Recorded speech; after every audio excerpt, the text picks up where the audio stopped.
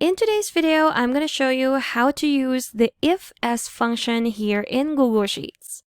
The IFS function is used to test multiple conditions that we set and assign a value to each condition that is met. It also only returns the value of the very first true statement, which makes the order of your conditions very important. So let's get started. We have our example dataset right here. We have the gym bud, the name of the members, their membership type, and we're going to try and figure out how much discount to give these members depending on their membership type. We have a note right here that will tell us that annual members get a 20% discount on merchandise purchases. For monthly members, they get 10% discount, and for non-members, they get a 5% discount. So those are already our conditions, and we're going to put them in our formula. Let's get started.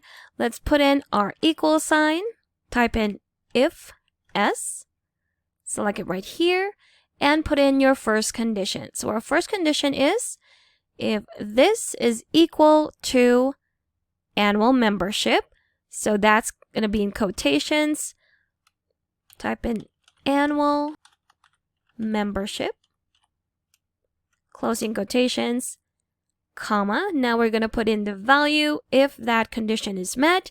So if that cell is equal to annual membership, they get a 20% discount. Let's move on to our next condition.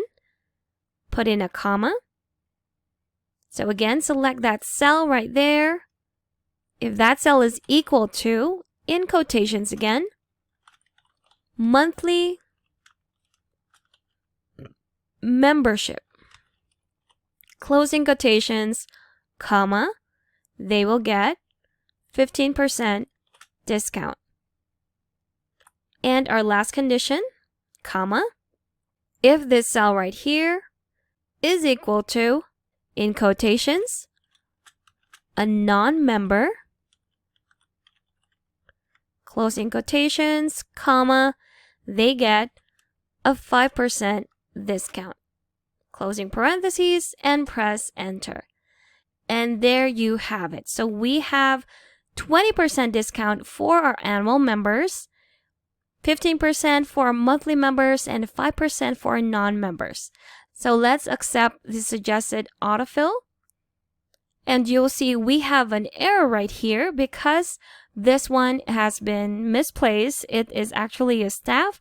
Now we can easily fix this. So let's edit our formula. We can go to the formula bar here up top and add another condition. So let's put in a comma. Now if this cell is not equal to anything, comma, then you can just leave it blank. So we're going to put in a space there. If we press enter, now we have the suggested update, which leaves this a blank space because it doesn't match any of our conditions. And there we have it. So that's just one of the easy examples on how to use the IFS function here in Google Sheets. Thanks for watching. If you found this video helpful, do leave a like and subscribe for more helpful videos. See you on the next one.